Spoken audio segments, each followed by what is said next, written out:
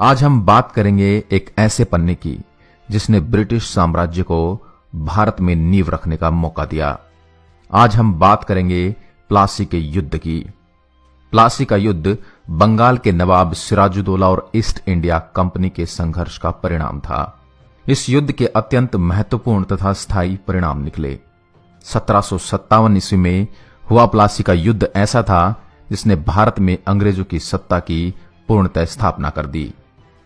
बंगाल की तत्कालीन स्थिति और अंग्रेज स्वार्थ ने ईस्ट इंडिया कंपनी को बंगाल की राजनीति में हस्तक्षेप करने का अवसर प्रदान किया।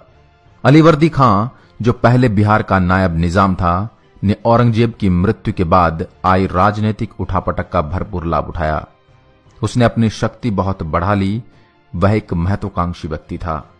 उसने बंगाल के तत्कालीन नवाब सरफराज खां को युद्ध में हराकर मार डाला और स्वयं नवाब बन गया। 9 अप्रैल को अलीवर्दी खां की मृत्यु हो गई। अलीवर्दी खां की अपनी कोई संतान नहीं थी, इसलिए उसकी मृत्यु के बाद अगला नवाब कौन होगा, इसके लिए कुछ लोगों में उत्तराधिकार के लिए षड्यंत्र शुरू हो गए। पर अलीवर्दी ने अपने जीवन काल में ही अपनी सबसे छोटी बेटी के पुत्र सिराजुद्दौला को उत्तराधिकारी मनोनीत कर दिया था। अंततः वही हुआ। सिराजुद्दौला बंगाल का नवाब बना। सिराजुद्दौला भले ही नवाब बन गया, पर उसे कई विरोधियों का सामना करना पड़ा। उसकी सबसे बड़ी विरोधी और प्रतिद्वंदी उसके परिवार से ही थी, और वह थी उसकी मौसी। उसकी मौसी का नाम घसीटी बेगम था। घसीटी बेगम का पुत्र शौकतगंज, जो स्वयं पूर्णिया का शासक था, उसने अपने दीवान अमीन चंद और मित्र जगत सेठ के साथ सिराजुद्दौला को परास्त करने का सपना देखा। मगर सिराजुद्दौला पहले से ही सावधान हो चुका था। उसने सबसे पहले घसीटी बेगम को कैद किया, उसका सारा धन जब्त कर लिया। इससे शौकतगंज भयभीत हो गया और उनसे सिराजुद्दौला के प्रति वफादार रहने का वचन दिया। पर सिराजुद्दौला ने बाद में उसे युद्ध में हराकर मार डाला। इधर ईस्ट इंडिया कंपनी अपनी स्थिति मजबूत कर चुकी थी। दक्षिण में फ्रांसीसियों को हराकर अंग्रेजों के हौसले बुलंद थे, मगर वे बंगाल में भी अपना प्रभुत्व जमाना चाहते थे। पर अलीवर्दी ने पहले से ही सिराजुद्दौला को सलाह दे दी थी कि किसी भी हालत में अंग्रेजों का दखल बंगाल में नहीं होना चाहिए। इसलिए सिराजुद्दौला भी अंग्रेजों को लेकर शंकित था। सिराजुद्दौला ने अंग्रेजों को फोर्ट विलियम किले को नष्ट करने का आदेश दिया, जिसको अंग्रेजों ने ठुकरा दिया। गुस्साए नवाब ने मई 1756 में आक्रमण कर दिया। 20 जून 1756 में कासिम बाजार पर नवाब का अधिकार हो गया। उसके बाद सिराजुद्दौला ने फोर्ट विलियम पर भी अधिकार कर लिया। अधिकार होने के पहले ही अंग्रेज गवर्नर ड्रैक ने अपनी पत्नी और बच्चों के साथ भागकर फुल्टा नामक एक द्वीप में शरण ले ली। कलकत्ता में बची खुची अंग्रेजों की सेना को आत्मसमर्पण करना पड़ा। अनेक अंग्रेजों को बंदी बनाकर और मानिकचंद के जिम्मे कलकत्ता का भार सौंपकर नवाब अपनी राजधानी मुर्शिदाबाद लौट आया। ऐसी ही परिस्थिति में काली कोठरी की दुर्घटना, द ब्लैक होल ट्रेजेडी घटी, जिसने अंग्रेजों और बंगाल के नवाब के संबंध को और भी कटु बना दिया।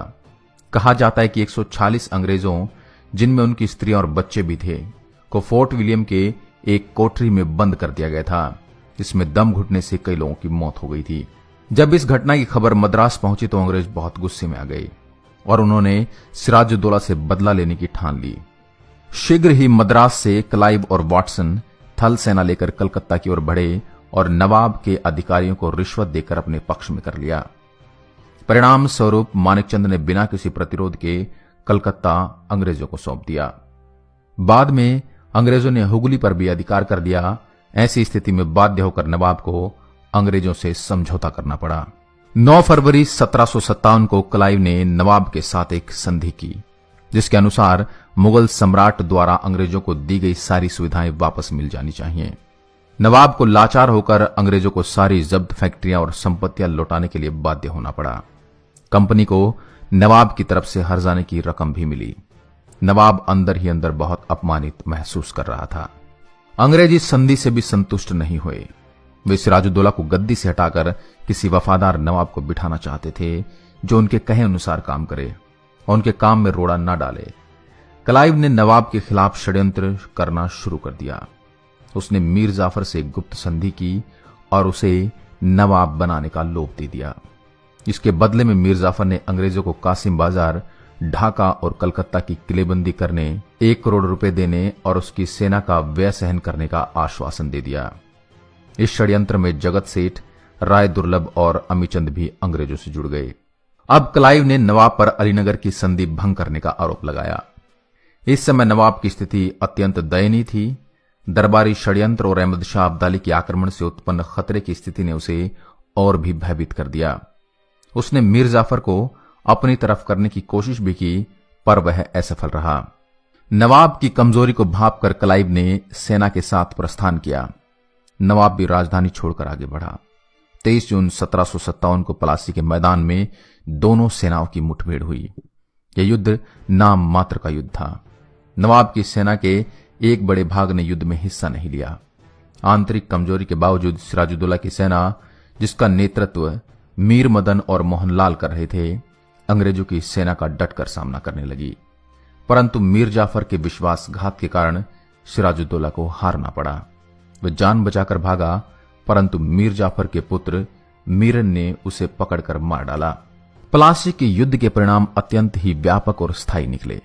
इसका प्रभाव कंपनी, बंगाल और भारतीय इतिहास पर पड़ा। मीर जाफर को क्लाइव ने बंगाल का नवाब घोषित कर दिया। उसने कंपनी और क्लाइव को बेशुमार धन दिया और संधि के अनुसार अंग्रेजों को भी कई सुविधाएं मिली। बंगाल की गद्दी पर अब एक ऐसा नवाब आ गया जो अंग्रेजों के हाथों की कठपुतली मात्र था। प्लासी के युद्ध ने बंगाल की राजनीति पर अंग्रेजों का नियंत्रण कायम कर दिया। अंग्रेज अब व्यापारी से राज शक्ति के स्रोत बन गए थे। इसका नैतिक परिणाम भारतीय पर बहुत ही बुरा पड़ा।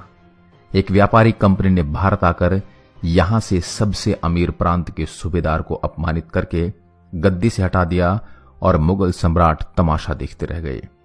आर्थिक दृष्टिकोण से भी अंग्रेजों ने बंगाल का शोषण करना आरंभ कर दिया था। इसी युद्ध से प्रेरणा लेकर क्लाइव ने आगे बंगाल में राजनीतिक सत्ता स्थापित कर ली।